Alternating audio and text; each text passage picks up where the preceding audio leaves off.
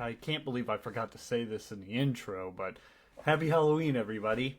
I saved this video just for the occasion because it's my favorite holiday of the year. I have another video in production and paused that one so I could get this one out today. It's still in production too, it's just, I hope today you have a good Halloween.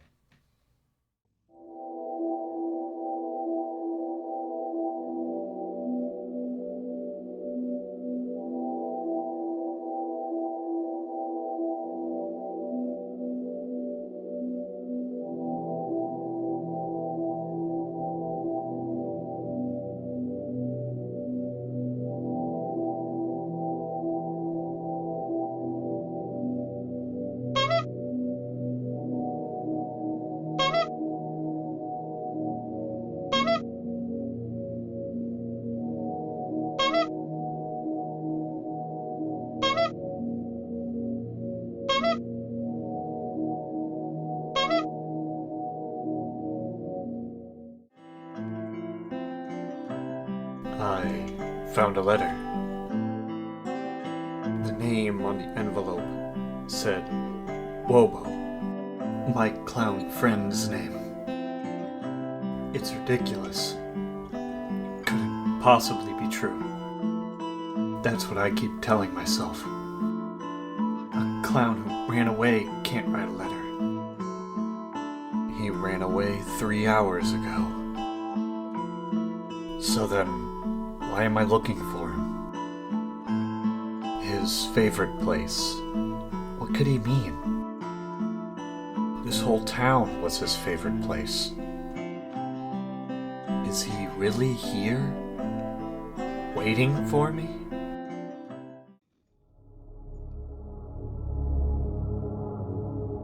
Oh, yo gamers! I'm Blueman. And today, we're going to be talking about my favorite horror game of all time, Silent Hill 2. So, as you can see, we're in the deep fog and spooky atmosphere. So we're getting close to Silent Hill. I have to go look for Bobo. Come on.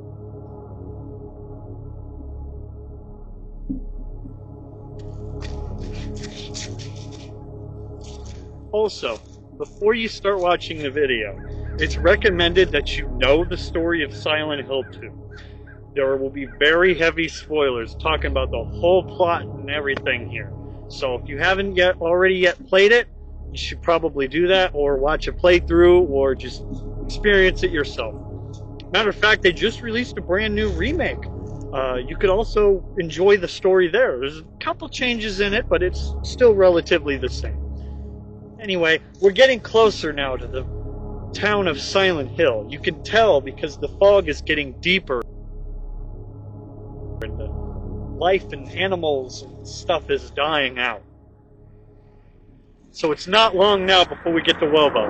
Come on.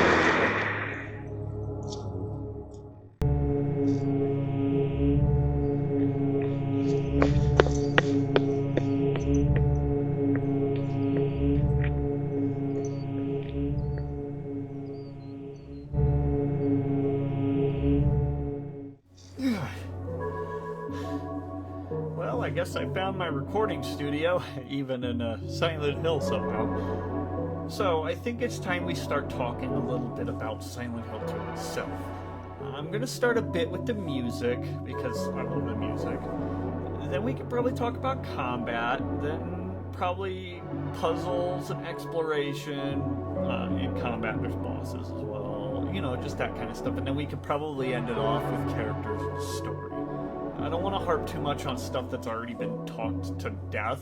I will talk a bit about it, but but with that, let's begin.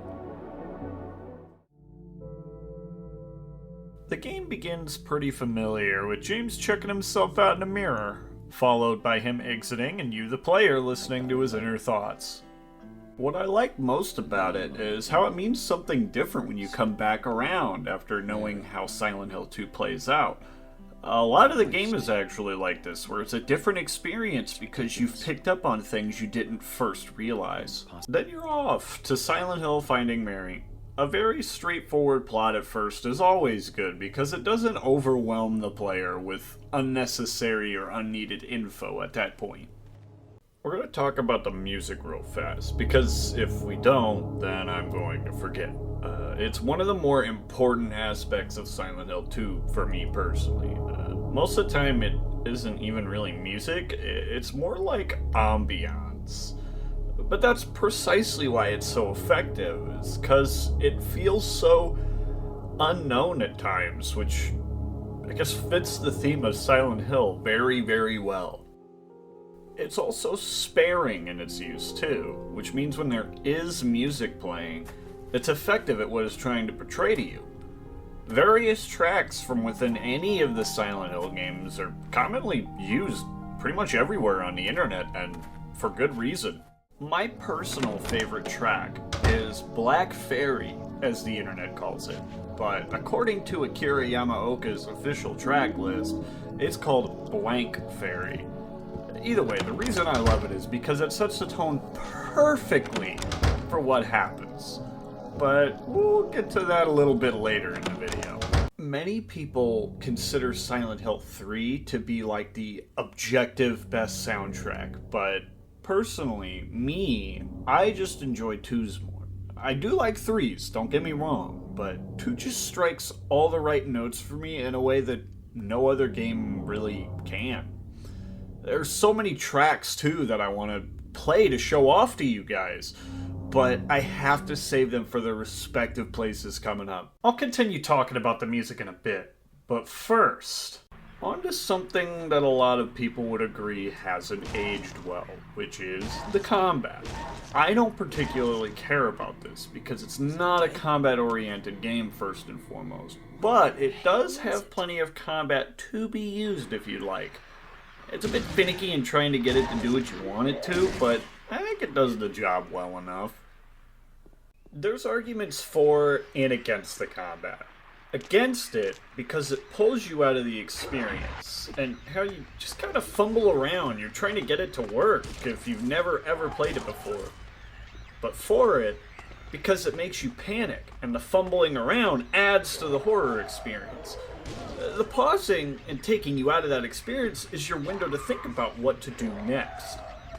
I think both sides of this are valid, as it boils down to personal preference in my opinion. Although if I had to pick one, I think I do favor the combat a little bit more, just because it feels right not being comfortable in combat of a survival horror game. Boss fights is another aspect of combat as well. Silent Hill 2 does have some boss fights that are effectively bullet sponges that have some telegraphed attacks. They're nothing crazy special at a mechanical level, but the sheer close and tightness of most fights is what makes them interesting.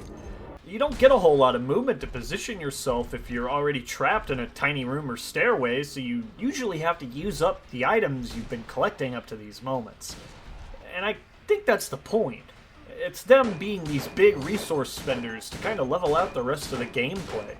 Moving on from the combat, the usual gameplay loop is what you'd expect from a survival horror game. Find health drinks or health kits. Find ammo. Find pieces of a puzzle or find a key. Then go fit said key or puzzle piece into where it goes. Sprinkled in between is the combat, but the exploration of Silent Hill 2 is confusing and has you checking your map a lot of the time. And I mean that in the nicest way possible. Because being confused and wondering where to go next is part of the draws of games like this. However, some people genuinely don't enjoy that. But it's part of what makes these games special and why I find myself replaying it every so often. Especially around Halloween, like now. Oh, sorry. Yeah, I had to use the restroom. I didn't bring my map of those, so I forget which room the studio was in. I think it was this room. Right here. Jesus! Wrong room. Oh no, it was this one.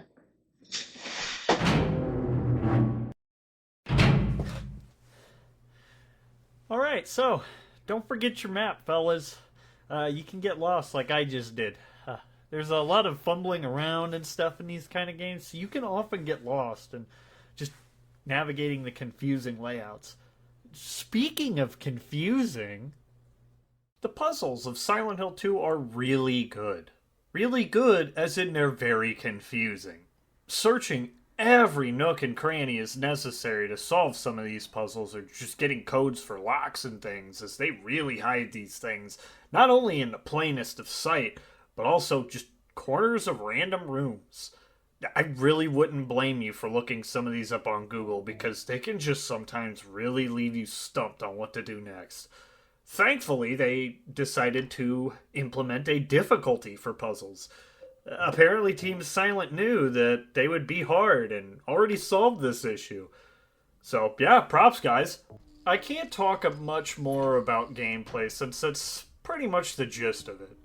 I think it balances itself out really well in that it offers all rotations of gameplay pretty regularly.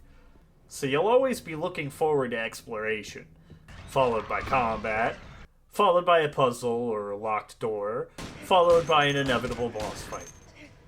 It's why I love survival horror games, because they can just draw me in for hours. And Silent Hill 2 is no exception. I've only obtained every ending at least once before, because the game is solid enough to make everything else flourish. Right, well, I've talked a lot about Silent Hill 2 for there a bit, and I need to go find Bobo. I'll be right back, real quick.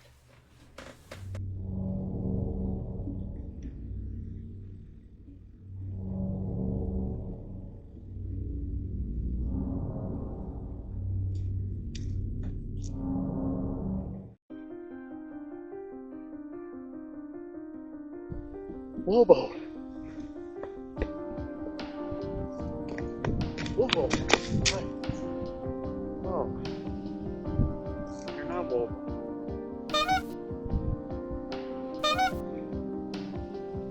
Bobo. You look like his twin. Well, I gotta find Bobo.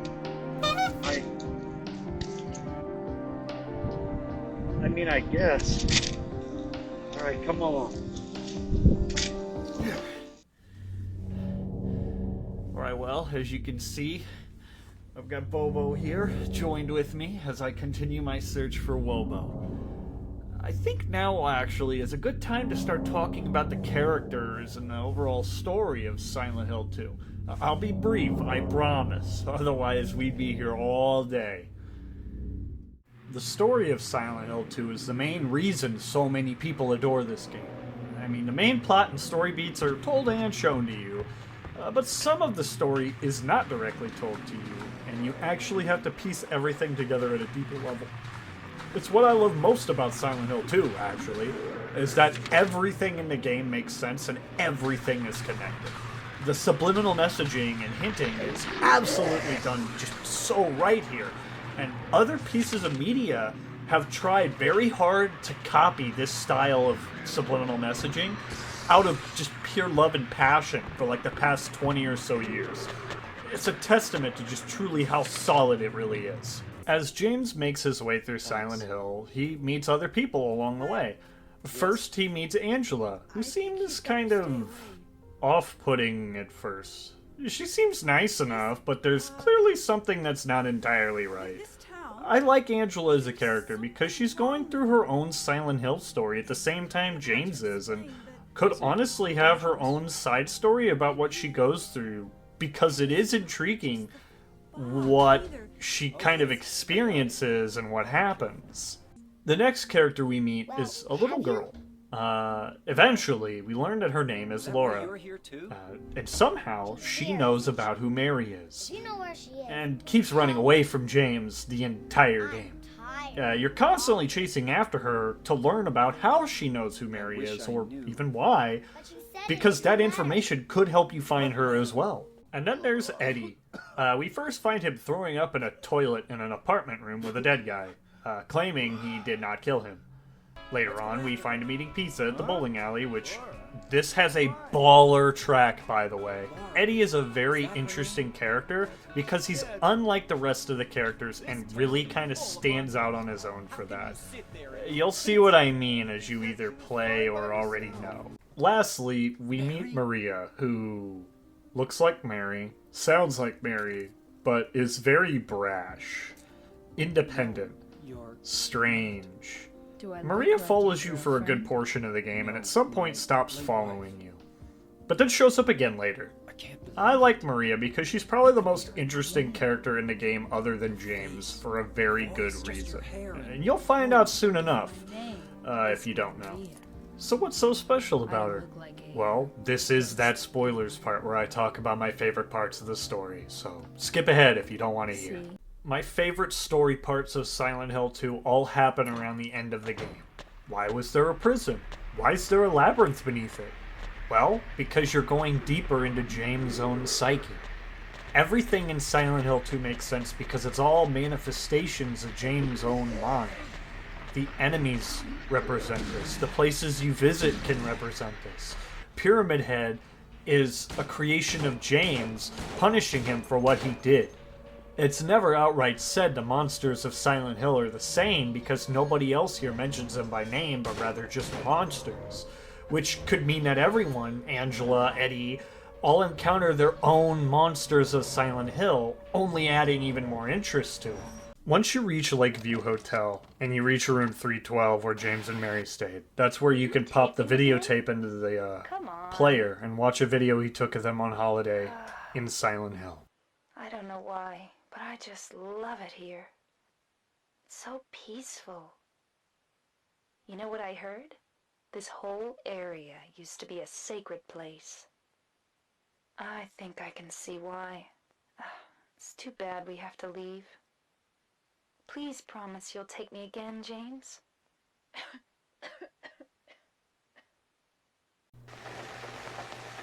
I don't know what to do. I've exhausted the ideas. I'm trying to make a video. Nothing's coming to my mind. I have no way of making content.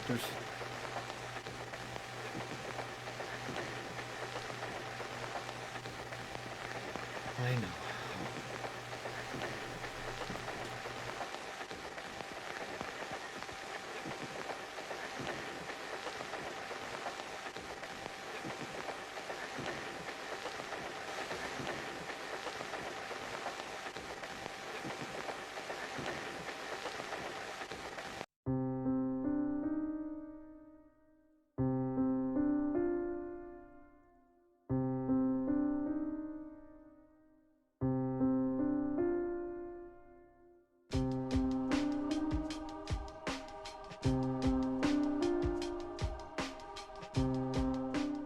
James killed Mary, and he finally remembers after watching the tape.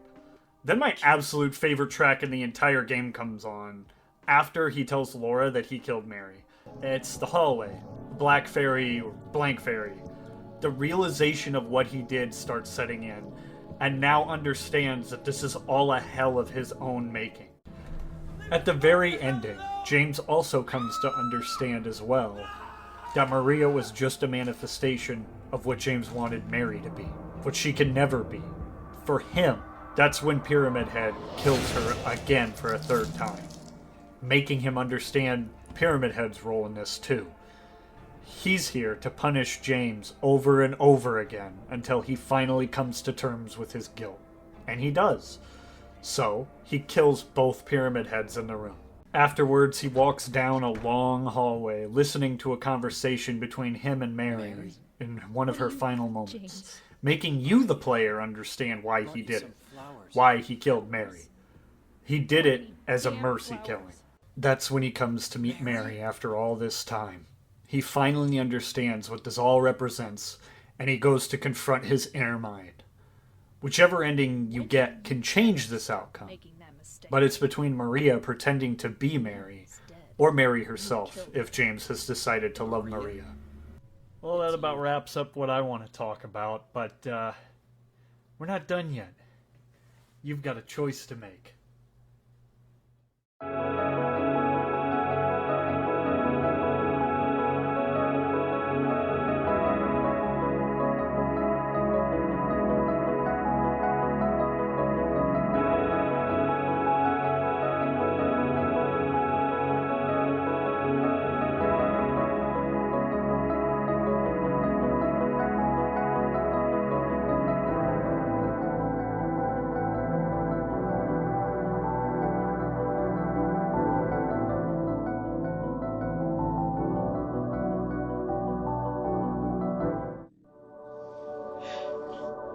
Bobo. Bobo, buddy, I missed you.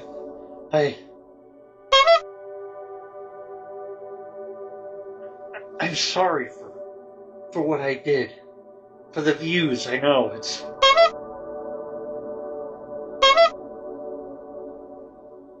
I know, but I can't forgive myself for what I did.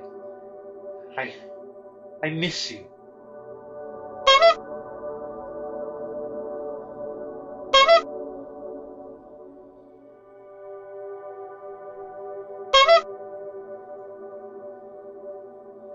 Okay. Okay. I will. I love you, Bobo.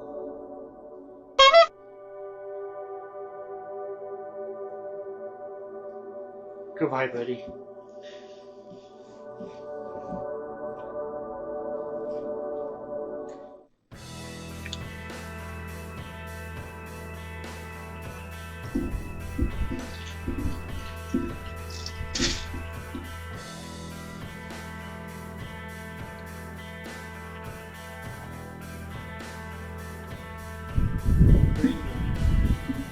Well,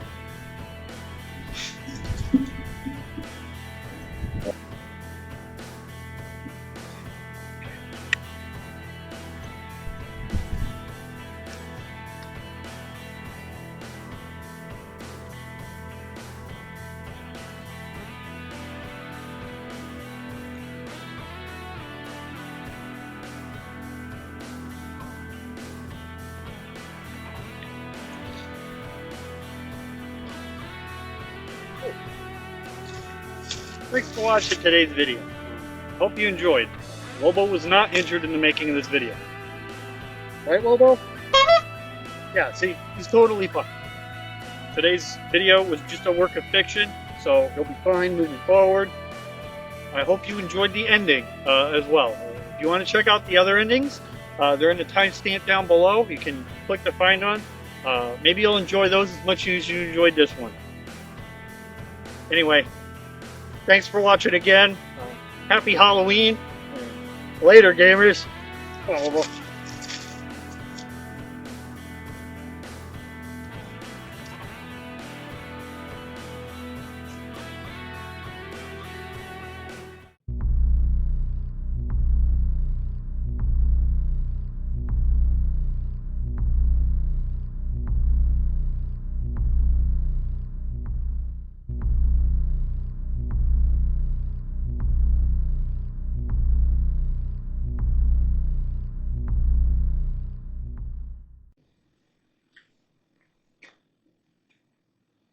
Bobo.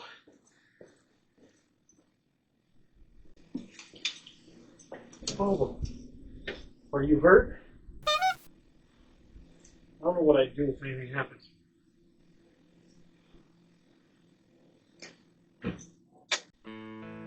Let's go.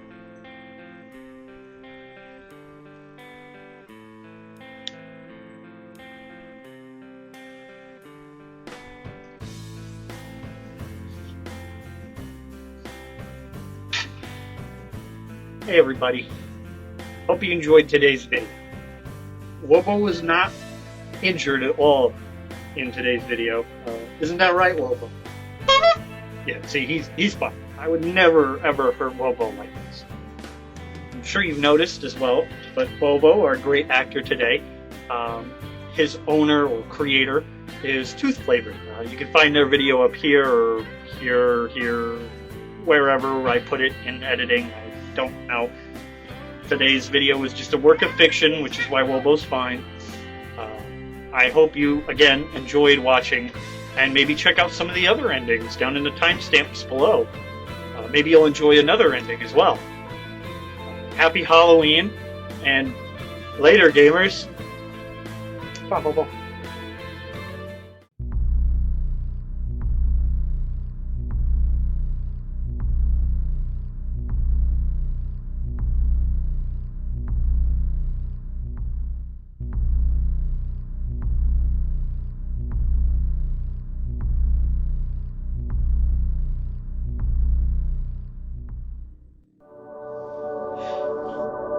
Bobo. Bobo, buddy, I missed you. I'm sorry for what I did. For the views, I know,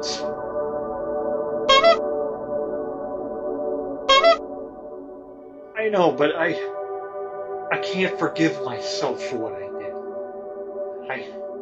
I miss you.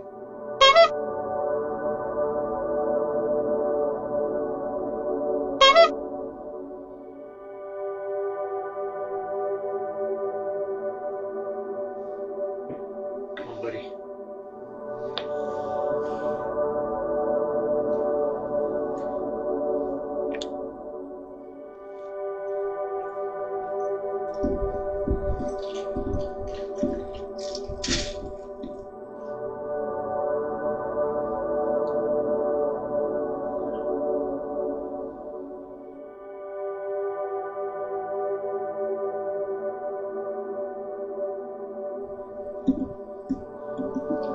I know what I got.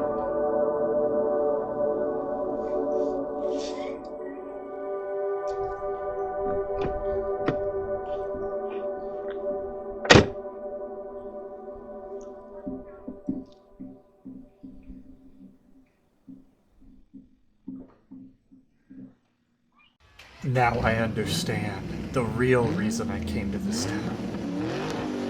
I wondered, what was I afraid of? Without you, Bobo, I've got nothing.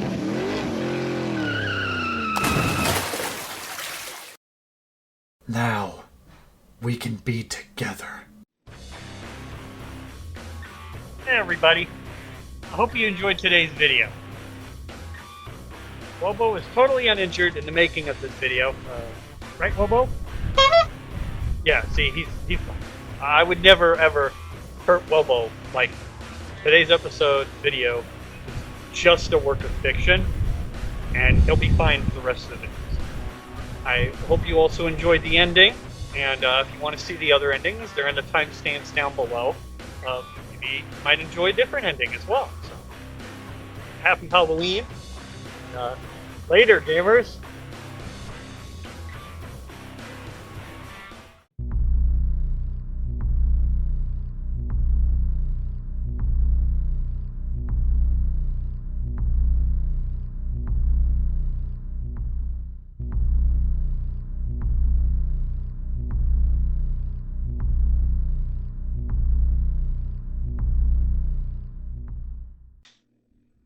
Hey, wait!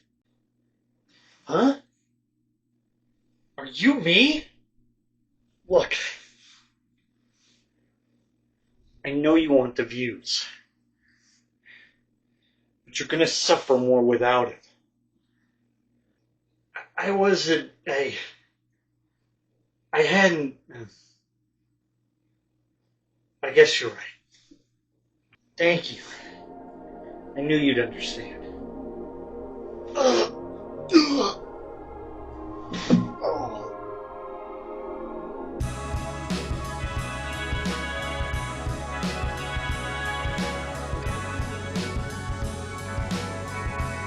You have a good night, honey.